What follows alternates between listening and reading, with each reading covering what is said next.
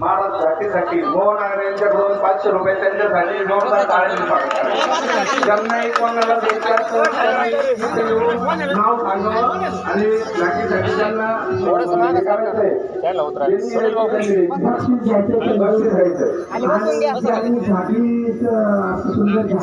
बनवली या विजू भाऊ आणि विठ्ठल भाऊ यांच्यासाठी जोरदार टाळ्या